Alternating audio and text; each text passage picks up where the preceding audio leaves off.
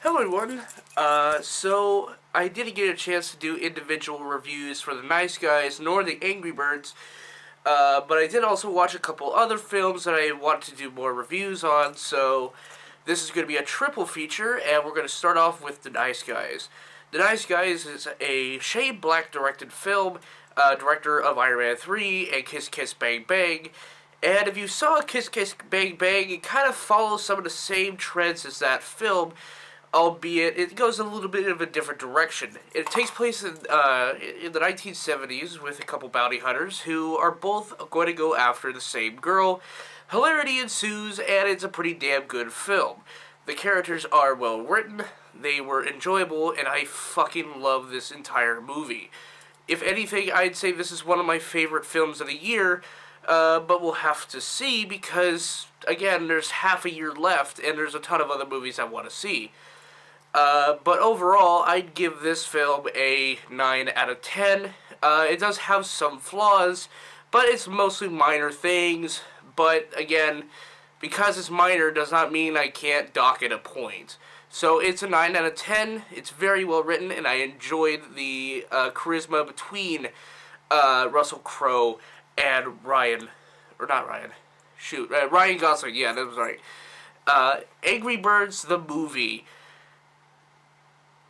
What can I say about this film that everyone else has not said already? It's kind of a weird movie. It's one of those weird movies where, yeah, it's based off of a video game mobile app, but should it be considered the best video game movie? No. I don't agree with the critics on this one because everything about this movie is kind of bad. Now, don't get me wrong. There's some good things about the Angry Birds film. Like, for example, I liked Jason Sudeikis in this film. Or not Jason Sudeikis. I can't remember. The guy who plays Red. I liked him in this movie. The first 15 minutes is actually pretty well done. And it gets us into this new world pretty fast and pretty easily. However, once the pigs arrive on the fucking island, it's done. This movie, it had my attention for the first 15 minutes, and then the pigs arrive, and everything just goes to shit. Do I even need to explain the rest of this film? It's basically what you do in the video game itself. You take some birds, you launch them, and you try to get the eggs back. There's actually a lot of different things that are wrong with this film, particularly the comedy. The comedy of this film is either,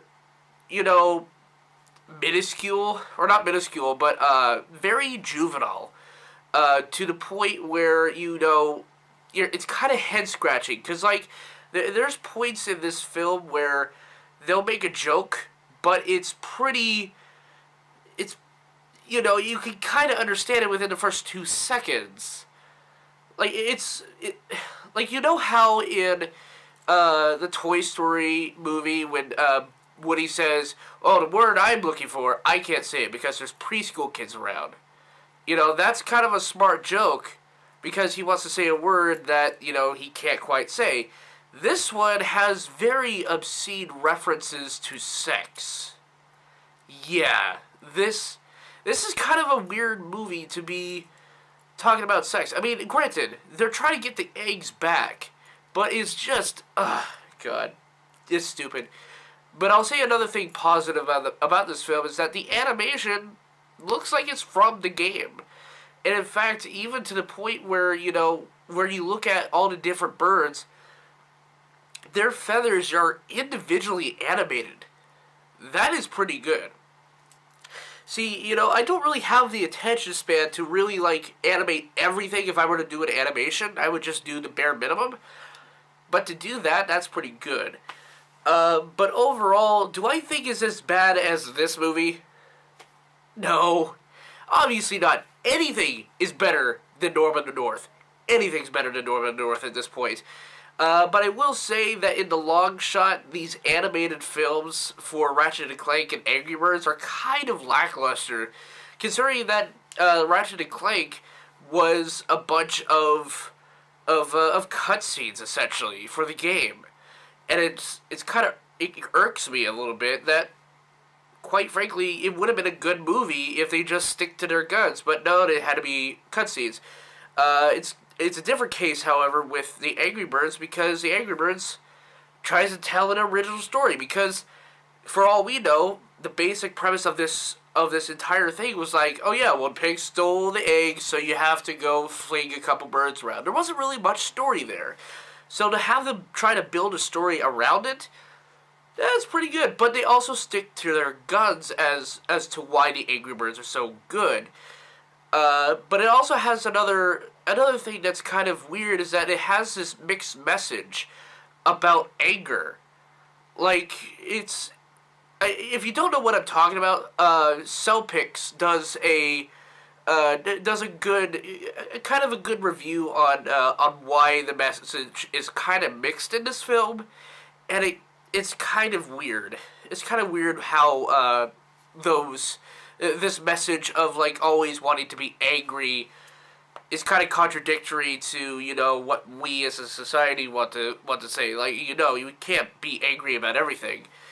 But overall, I don't think this film is overall offensive as, you know, Norm in the North is. But, you know, I'll give it a 6 out of 10.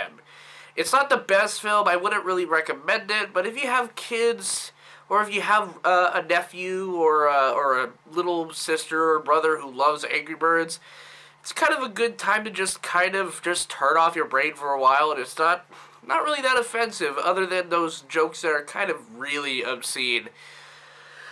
And then we get to the final review in this 3-part review, and that is Alice Through the Looking Glass. What can I say about this film? It's boring. Alice Through the Looking Glass is one of those films that is so unwarranted and is so unneeded. You know, this is, when we get down to the bare bones of it, it's really just kind of a prequel telling story. Okay, so basically the story follows Alice as she has continued on her little quest from the previous film. But she has to go back to Wonderland because the Mad Hatter has apparently remembered something that, quite frankly, made him very, very sad, although he can't really give all the details. So, what does Alice have to do? Well, she has to steal a time machine from Sacha Baron Cohen, and it's kind of as bad as it kind of sounds, because, quite honestly, when we look at the original animated film by Disney, we didn't need a backstory for these characters. You know, these were just there because it's a world. You don't need a background explanation because it's magical. You know, as Linkara says, it's magic. I don't have to explain it. You know, and that's kind of where this film falls apart, is that we do not need these backstories. We do not need a backstory as to why the Mad Hatter went mad. We do not need a backstory as to why the Queen of Hearts, you know, what got so fucking angry in the first place. We most definitely don't need a backstory for most of anything in this film. We don't. And that's truly where it falls apart for me.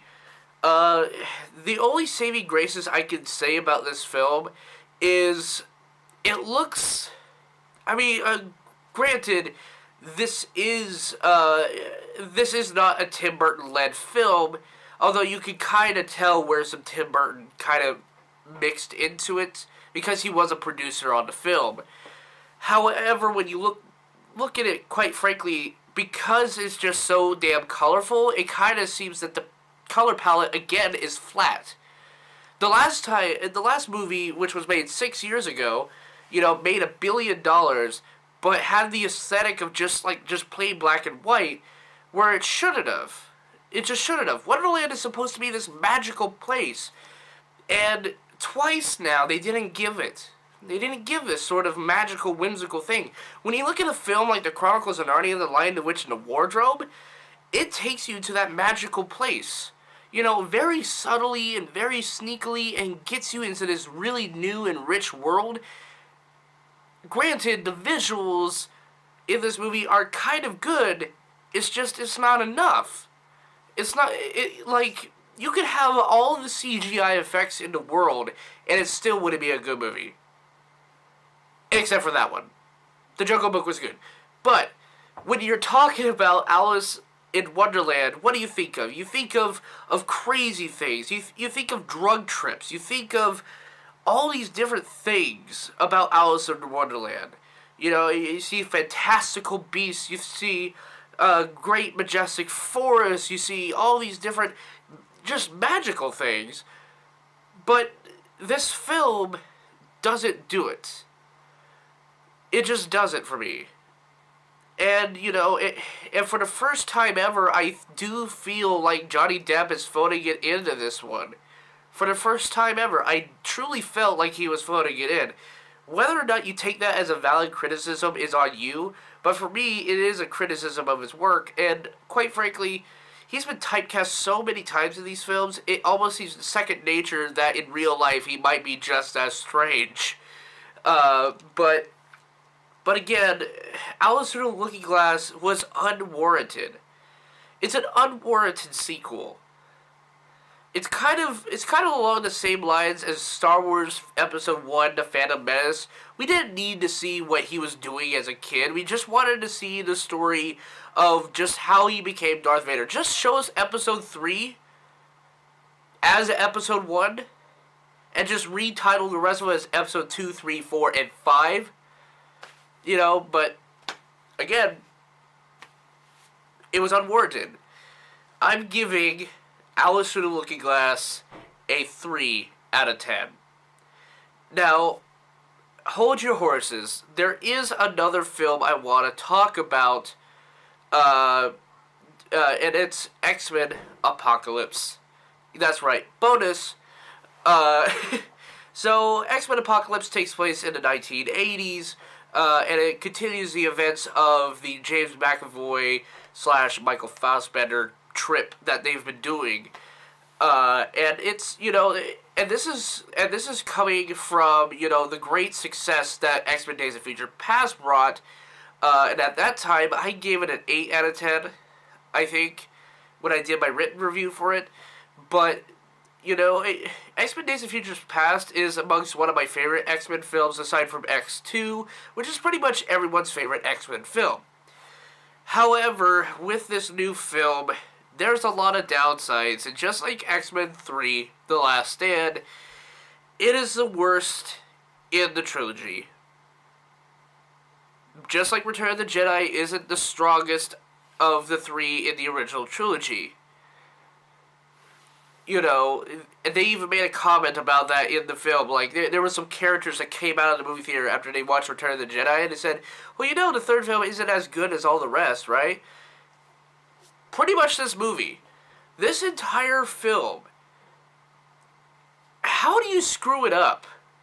Okay, first off, let's start with Apocalypse, because this is the villain of the movie, okay? This is the big bad of the X-Men universe, okay? This is the Galactus to the Fantastic Four, the Avengers of the Marvel universe, okay? This is the X-Men's version of that. Okay, he's supposed to be this big, giant villain, and yeah, he kind of has that this presence of being this very evil person, but it comes off as generic. Like, this is one of those times where I'd say that this is the worst Marvel villain I've ever seen from the X-Men movies. And that's saying a lot, because we had, you know, like, we had the stupid Ryan Reynolds Deadpool from X-Men Origins Wolverine. We had, we just had a bunch of really bad villains in the X-Men movie franchise. And this is, again, one of them. This is probably the worst of them. And don't get me wrong, I like Oscar Isaac. I think he was cool as Poe. I think he was downright creepy in Ex Machina. But here we are, he's playing the villain, which should be second nature because he's played a villain before, and it seemed like the script that he was given was just terrible. This entire movie is so bad that I wouldn't recommend it for any person. Even if you're a superhero person that likes comic book movies, this is bad. But if you do decide to watch this movie, I stress with caution. Watch it at your own risk, because it is a waste of money. It totally is a waste of money. Here's the good things I can say about this.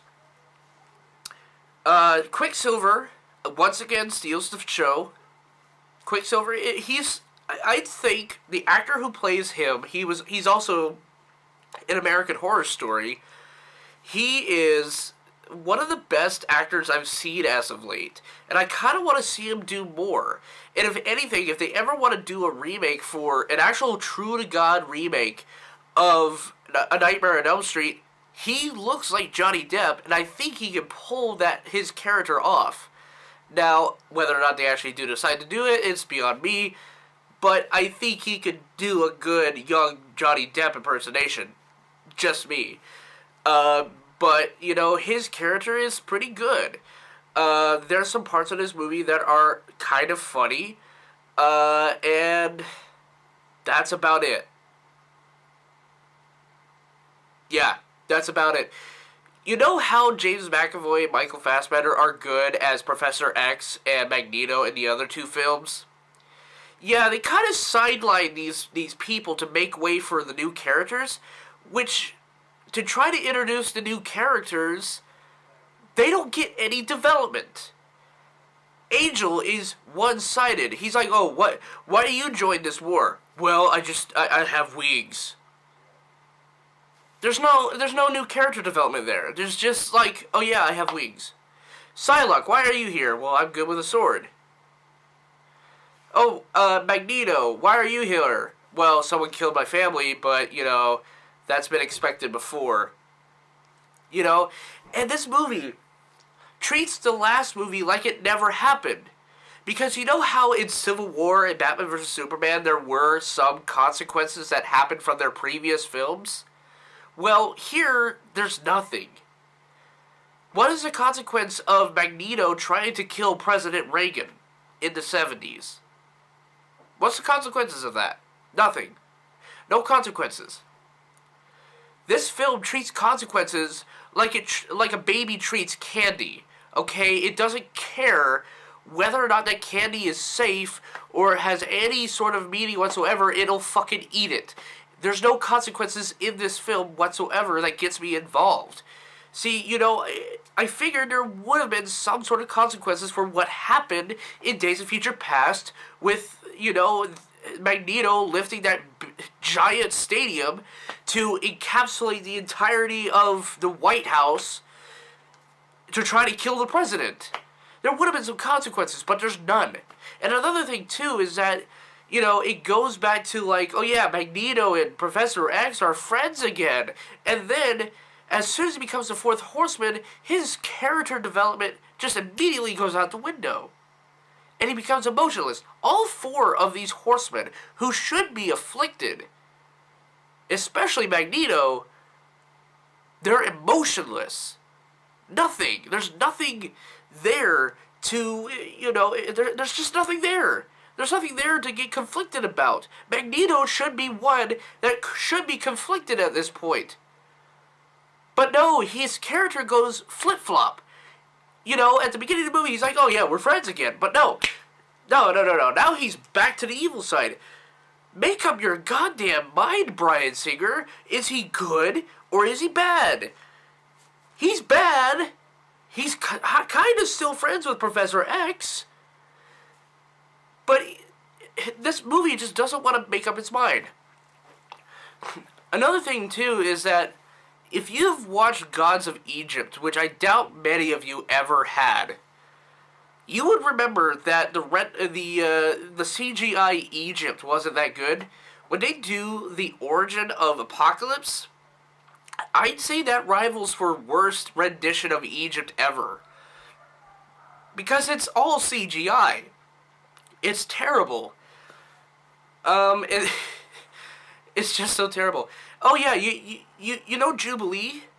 That character that was that really good character that everyone loves from the comics, well, this is another fan service.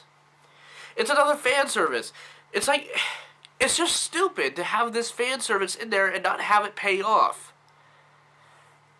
I don't know whether or not this film had studio involvement like the Fantastic Four or X-Men Origins Wolverine, but someone down the line screwed this movie up, and I probably will blame the screenwriter, because the screenwriter, this entire script is bad. And here's another thing too, I like Jennifer Lawrence. She's not the best Mystique, but here, she's phoning it hard. Most of these people are phoning it in, including Michael Fassbender, who is, in my mind, the new Magneto. He's just...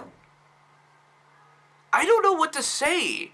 Most of these guys are just phoning it in to just get a paycheck, and it's not worth it. Someone must have had some studio involvement in this film, and it must have torn this film apart. Must have. Here's another thing, too, that really ticked me off.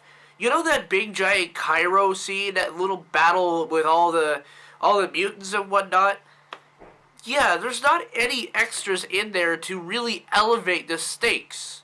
Because you know how in, like, Batman vs. Superman and Civil War, they addressed the problem of, like, oh yeah, well, there's people around here, so we need to evacuate. That's what happened in both movies. Here, you don't see anyone. You don't see any people in Cairo. And if you know anything about Cairo, it's a huge city. It's a huge city with a lot of people. You would think that, they would have something there. And granted, if this was in continuity with the MCU, you could not say that there was the Superhuman Registration Act or the Sokovia Accords, because those weren't invented until now. This takes place in 1983. Those aren't around for another 33 years. So if they were in continuity with the MCU, you could not explain why there's no people in Cairo. Could you not, cast extras? Did you not have enough budget after you made Apocalypse's costume or Angel's metal wings? You could have casted at least 30 extras to kind of elevate the stakes of how humongous Apocalypse is going to be and how this war is going to break out and probably will kill a bunch of people. Again, they're tossing consequences out there like it's free candy. There's no stakes at all in this final fight, and when Apocalypse is defeated, it's underwhelming. This is, in my mind, one of the worst X-Men films I have ever seen to date. And that's something, because I love Michael Fassbender. I like this new cast for the most part. But there's so much wrong with this film that I can't recommend it. I just can't. I mean, if you like Quicksilver, that's great. That's probably really the only thing that's going for it at this point for me is Quicksilver.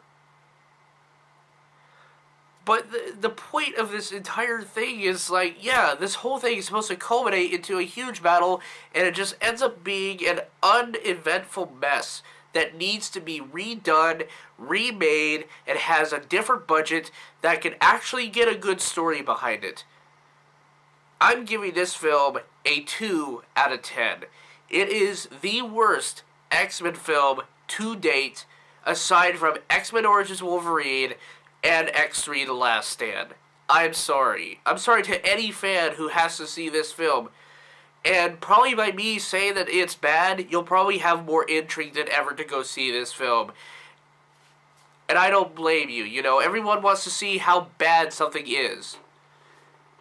Everyone wants to see how bad something is. And it's just, for me, I don't recommend it. I don't recommend this film. It's not good. So that's my quadruple review episode I hope you guys enjoyed it. Yeah, please leave a comment down in the section. What's your favorite movie of May 2016? And I'll see you in the next video. Peace.